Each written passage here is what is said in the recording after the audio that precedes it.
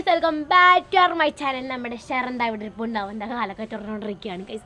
അപ്പോൾ ഇതാ ഓണമൊക്കെ അല്ലേ, എല്ലാവരും വീട്ടിൽ അത്തപ്പൂ ഇടണമെന്നൊക്കെ വിചാരിക്കുന്നുണ്ട്. നമ്മൾ വീട്ടെടുത്തോണ്ടിരിക്കാതെ ഇടയ്ക്കൂടെ ഒരു ഗായ്സ് വന്നിട്ടുണ്ട്, ചൂലും പിടിച്ചോണ്ടിരിക്കുന്നുണ്ട് ഗായ്സ്. ഇവിടെ ഓണമായിട്ട് ഓണത്തിന് വരവേക്കാൻ വേണ്ടി തൂക്കുവാണ് ഗായ്സ്. അവിടെ നിൽപ്പുണ്ട്. അപ്പോൾ ഇന്നത്തെ അത്തപ്പൂ ഇടാണ് നല്ലപോലെ കാണിക്കുന്നില്ല, കാരണം എല്ലാം ഉണങ്ങിപ്പോയി. അത് ഷെറിനും കൂടി ഇവിടെ നിൽക്കണില്ല. ഷെറിനെ ഞങ്ങളെ സൈക്കിളൊക്കെ ചവിട്ടി ഇവിടെ ഇരിക്കുകയാണ് ക്ഷീണിച്ച്.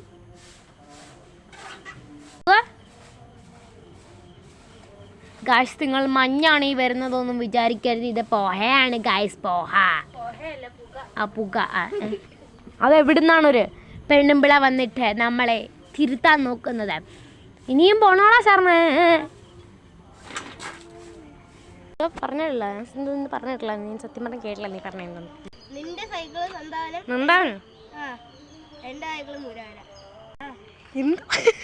എന്തോ സത്യം വട്ടാണോ നിനക്ക്? എൻ്റെ സൈക്കിള് എന്താണ് അവൻ്റെ സൈക്കിള് മുരഹര. ഇത് ഇവിടുത്തെ ലൈൻ ബസ്സിൻ്റെ പേരൊക്കെ ഇട്ടിരിക്കുന്ന ചെറുക്കണ ആ അമ്മമാർ നിന്നെ അവനെ വെട്ടാതിരുന്നു.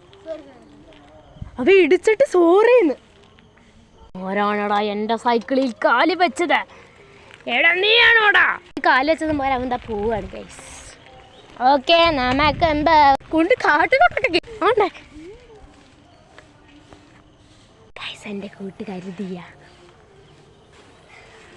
ഈ പോലത്തെ എന്നെ കണ്ട എങ്ങനെ